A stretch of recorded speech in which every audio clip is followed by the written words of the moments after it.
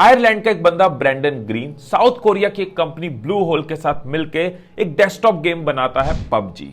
और वो पबजी दुनिया भर में पॉपुलर होना शुरू हो जाती है, लेकिन चाइना में बैंड होती है। तो चाइना की एक कंपनी टेंसेंट साउथ कोरिया की उस कंपनी ब्लू होल के साथ मिलकर बनाती है पबजी मोबाइल गेम, जो वर्ल्ड वाइड पॉपुलर हो चुकी है। पबजी मोबाइल जो चाइना में बैंड है, लेकिन इंडिया की मोस्ट प्लेड गेम है। इतनी पॉपुलर कि जब कल 118 ऐप्स को बैन कर दिया गया तो हेडलाइंस ये थी 118 ऐप्स बैंड इंक्लूडिंग पबजी। नाम पबजी का हो रहा था, बाकी ऐप सोच रही थी हम भी एग्जिस्ट करते हैं। कल शाम को जब ये न्यूज ब्रेक हुई तो मैं CNN के न्यूज चैनल पे लाइव था और उस टाइम पे बहुत लोगों के मैसेजेस आए कि इस टॉपिक पे एक डिटेल्ड वीडियो यूट्यूब पे डालें।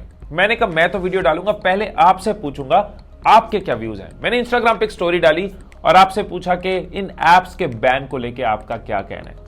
मेजॉरिटी लोगों ने इस बैन को सपोर्ट किया है। कुछ गेमर्स जो गेम खेलते हैं उन्होंने बोला कि बुरा तो लग रहा है, दिल तो दुख रहा है, लेकिन कंट्री फर्स्ट। कुछ बहुत फनी रिप्लाईज भी आए। एक ने कहा कि मेरी मदर कह रही है मेरी तो दुआ कबूल हो गई। और कुछ लोगों ने इस बैन के ऊपर क्वेश्चंस भी रेज करे कि क्या ये एक सही स्टेप है। तो इस वीडियो में हम डिटेल में बात करेंगे कि क्या ये बैन जरूरी है, इसका क्या इंपैक्ट हो सकता है और क्या ये एक प्रॉपर सोल्यूशन है, परमानेंट सोल्यूशन है। इंडियन गवर्नमेंट की तरफ से अब तक टोटल 224 चाइनीज ऐप्स को बैन करा गया है 3 बार में। 3 बार ये मूव हुई है, जिसको डिजिटल स्ट्राइक्स भी कहा जाता है। जो पहली मूव थी, पहली डिजिटल स्ट्राइक थी, उसमें TikTok, share it, CamScanner, इस तरह की कई ऐप्स को बैन किया था, टोटल 59 ऐप्स। दूसरी मूव में 47 ऐप्स बैन हुई थी, जो ज्यादातर उन 59 के क्लोन या लाइट वर्जन थे। अब जो तीसरी डिजिटल स्ट्राइक हुई है, जिसमें पबजी, बैडू, अलीपे, लूडो, इस तरह की गेम्स को बैन करा गया है, जिसमें सबसे ज्यादा नाम आ रहा है तो पबजी का नाम आगे आ रहा है। टोटल 118 ऐप्स इस थर्ड मूव में बैन करी गई हैं। देखो, जब भी हम कोई ऐप मोबाइल पे डाउनलोड करते हैं, कोई सॉफ्टवेयर इंस्टॉल करते हैं, तो एक टर्म्स एंड कंडीशंस का लंबा सा डॉक्यूमेंट होता है, जिसपे हम बिना पढ़े अग्री दबा देते हैं। ऑफ कोर्स इतना लंबा पढ़ना प्रैक्टिकल भी नहीं होता, लेकिन वहां पे कई जगह ऐसे कई क्लॉजेस होते हैं कि हमारा डेटा, हमारे फोन का एक्सेस, कई तरह की ऐसी चीजें वो एप्स हमसे ले लेती हैं। और कई एप्स तो उन कंडीशन से आगे जाके भी हमारा डेटा उठाने की कोशिश करती हैं, हमारे फोन के अंदर घुसने की कोशिश करती हैं। और गवर्नमेंट ऑफ इंडिया के हिसाब से इन एप्स ने कंप्लायंस को नहीं माना, मतलब हमारा डेटा मिसयूज हो सकता है, हमारे देश की सिक्योरिटी, सॉवरेनिटी के ऊपर एक थ्रेट हो सकता है। और सिर्फ इंडिया ही नहीं, यूएस और कई देशों को चाइना से और इन चाइनीज ऐप से सेम कंप्लेंट्स हैं। मतलब जहां बात देश की सेफ्टी की आ जाती है, जहां बात देश की सिक्योरिटी की आ जाती है, वहां कोई डिबेट नहीं है, वहां कोई कॉम्प्रोमाइज नहीं है, वहां पे देश सबसे पहले। अब ये जो चाइना की चीजों को बैन करो, चाइना की एप्स को बैन करो, इसके बारे में बहुत बात करी जाती है। मैंने कई बार इसके बारे में सोचा। इनफैक्ट अगर आप राजीव दीक्षित जी की वीडियोस देखते हो तो उन्होंने स्वदेशी की इंपॉर्टेंस बहुत बार बताई है कि स्वदेशी यानी कि लोकल मैन्युफैक्चरिंग, लोकल बिजनेस, इसका कितना बड़ा रोल होता है कंट्री की ग्रोथ में। और दूसरी साइड हम सब देखते हैं कि चाइना जो है वो डंपिंग में बिलीव करता है, यानी एक साथ बहुत ज्यादा माल मार्केट के अंदर उतार दो, लोकल मैन्युफैक्चरिंग को खत्म करो, लोकल बिजनेस को खत्म करो, लॉस में माल बेचो, लेकिन बाद में आप प्रॉफिट जनरेट करते हो क्योंकि आपने लोकल मार्केट को खत्म कर दिया है। यही रीजन है कि इंडिया में बहुत सारे फील्ड्स जहां पे फैक्ट्रीज होती थी, वो फैक्ट्री के ओनर्स ने अपनी फैक्ट्रीज बंद करी है क्योंकि चाइना का माल मार्केट में आ रहा है। और उन्होंने ट्रेडिंग शुरू कर दी है कि भाई फैक्ट्री तो चल नहीं रही, हम चाइना से माल खरीदेंगे और चाइना का माल बेचेंगे, जिसकी वजह से कितने लोगों को अनएम्प्लॉयमेंट हुई, कितनी फैक्ट्रीज बंद हुई, लोकल लेवल पे कितना बिजनेस खत्म हुआ। लेकिन मेरा यहां पे हमेशा एक सवाल होता था, एक डाउट होता था कि अगर हम चाइनीज चीजों को बैन करेंगे तो हमारे आसपास तो मैक्सिमम चीजें जो है उसमें या तो वो चाइनीज है या चाइनीज पार्ट्स है। ये मेरा एप्पल का लैपटॉप है लेकिन मेड इन चाइना है, एप्पल का फोन है मेड इन चाइना है। हमारी दिल्ली की मेट्रो के पार्ट्स तो चाइना से आते हैं, तो क्यों मेट्रो में चढ़ना बंद कर दें। हमने महिंद्रा की एक गाड़ी ली थी लेकिन उसमें कई पार्ट्स जो है वो तो चाइनीज है, तो क्या हम गाड़ी चलाना बंद कर दें क्योंकि हर गाड़ी में कुछ ना कुछ चाइनीज तो है। तो यहां पे सोनम वांगचुक जी की बात मुझे कन्विंसिंग लगी, उनका पॉइंट ठीक लगा। Sonam Wangchuk I am sure आपको पता होगा, 3 इडियट्स मूवी के जो फुनसुक वांगडू थे, वो जो ओरिजिनल कैरेक्टर जिनके ऊपर ये मूवी बनी थी, जिनके अराउंड ये कैरेक्टर बना था, वो है सोनम वांगचुक। उन्होंने अपनी एक वीडियो में बोला, कई वीडियोस में बोला इनफैक्ट, कि चाइना को अगर बदलना है तो बुलेट से ज्यादा वॉलेट इंपॉर्टेंट है। उनका सोल्यूशन मुझे कन्विंसिंग लगा कि पहले सॉफ्टवेयर फिर हार्डवेयर कि सॉफ्टवेयर्स को, एप्स को आप इमीडिएटली बैन कर सकते हो, उससे लोकल लेवल पे कोई डिसरप्शन नहीं होती, बहुत बड़े लेवल पे कोई अनएम्प्लॉयमेंट नहीं होती। उसके बाद आप हार्डवेयर यानी धीरे धीरे अपनी local manufacturing, local quality, local चीजों पे काम करो। अब सवाल यह है कि इसका इंपैक्ट कैसे होता है। आप देखो, किसी भी ऐप के लिए, किसी भी टेक कंपनी के लिए इस वक्त इंडिया एक बहुत बड़ी मार्केट है। हमारी पॉपुलेशन की वजह से सबकी नजर इंडिया के ऊपर होती है और इंडिया को मिस करना उनके लिए एक बहुत बड़ा लॉस होता है। टिकटॉक के 50 करोड़ वर्ल्ड वाइड यूजर्स में से 20 करोड़ यूजर्स इंडिया में थे।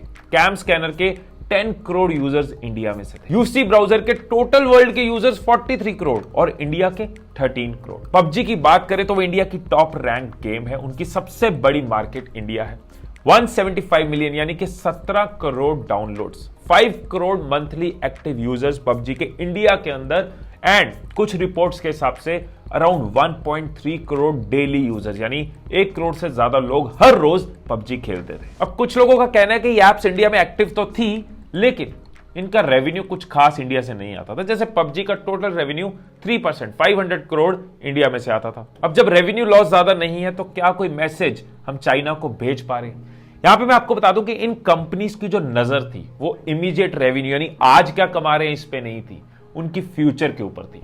हर ऐप कंपनी इंडिया में फ्यूचर देख रही थी क्योंकि इसको इग्नोर नहीं कर सकते। 2025 तक 85 करोड़ स्मार्टफोन यूजर्स अगर किसी देश में है वो इंडिया में है। इंडियन मार्केट्स में इन एप्स का ना होना उनके लिए बहुत बड़ा झटका है। उनकी टोटल वैल्यूएशन पे 15 से 20% का डेंट आ सकता है, जिस वजह से चाइना रिएक्ट करना शुरू हुआ है, उनकी स्टेटमेंट्स आनी शुरू हुई हैं और ये सिग्नल उनको पहुंच रहा है कि चाहे हमने फॉलोअर्स बिल्ड करे हो टिकटॉक पे, चाहे हमने पॉइंट्स या लेवल्स जो भी पबजी में होता है, मैंने एक ही दिन एक बार ट्राई किया था, मैंने खेली नहीं है, लेकिन जो भी पबजी में आपने कमाया है, जो भी टिकटॉक पे आपने बनाया है या जो भी इन एप्स के अंदर आपने किया है, इन सबसे ऊपर हमेशा और हमेशा रहेगी देश की सेफ्टी, देश की सिक्योरिटी। और हम ये भी याद रखें कि ये सब चीजें इमीडिएट सोल्यूशन हो सकती हैं, शॉर्ट टर्म सोल्यूशन हो सकती हैं, ये परमानेंट और लॉन्ग टर्म सोल्यूशन नहीं है। आज चाइना है, कल को कोई और कंट्री होगी तो क्या करेंगे? गवर्नमेंट एप्स को बैन कर पाएगी क्योंकि उससे एम्प्लॉयमेंट बहुत कम है, उससे मार्केट डिसरप्ट नहीं होती। लेकिन अगर ट्रेड को बैन करना शुरू कर देते हैं तो बहुत सारी फैक्ट्रीज बंद होती हैं, बहुत सारे प्रोडक्ट्स बनने बंद हो जाते हैं, बहुत बड़ा बिजनेस इफेक्ट होता है, बहुत सारे दुकानदार चाइनीज चीजें ट्रेड कर रहे हैं। तो परमानेंट सोल्यूशन क्या है? परमानेंट सोल्यूशन वो है जो राजीव दीक्षित जी कह रहे थे। परमानेंट सोल्यूशन वो है जो सोनम वांगचुक कह रहे हैं कि हम अपने आप को ग्रो करें, अपने आप को डेवलप करें। आज की डेट में एंटरप्रेन्योरशिप को हम एनकरेज ही नहीं कर रहे। कोई रिश्तेदार बिजनेस कर रहा है तो उसको ऐड क्यों रन करना पड़ रहा है? सबसे पहले एडवर्टाइजमेंट तो उसके आसपास के लोग होने चाहिए।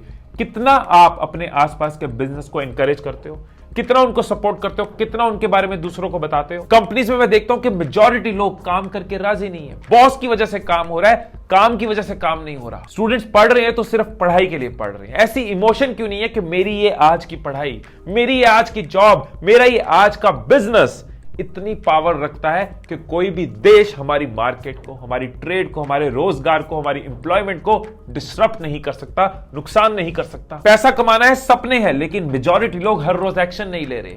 कई सारे दुकानदारों को मैं देखता हूं रो रहे हैं कि यार मार्केट में बिजनेस नहीं है, लेकिन कस्टमर सर्विस के नाम पे जीरो है, चेंज के नाम पे जीरो है, इनोवेशन के नाम पे जीरो है। सेक्स और अब्यूज की वीडियोस ट्रेंड करती हैं, वायरल होती हैं, रिकॉर्ड ब्रेक होते हैं और जहां नॉलेज होती है, जहां ट्रेनिंग होती है, एजुकेशन होती है, वो वीडियोस रेयरली नजर आती है। एक मैसेज हमारे जवान एलएसी पे दे रहे हैं, एक मैसेज गवर्नमेंट इन एप्स को बैन करके चाइना को दे रहा है, लेकिन एक बहुत बड़ा मैसेज हम सब अपनी सोच बदलकर, अपना एटीट्यूड बदलकर देश के लिए पूरी दुनिया को दे सकते हैं। क्योंकि जब तक सोच नहीं बदलेगी, देश नहीं बदलेगा। जय हिंद।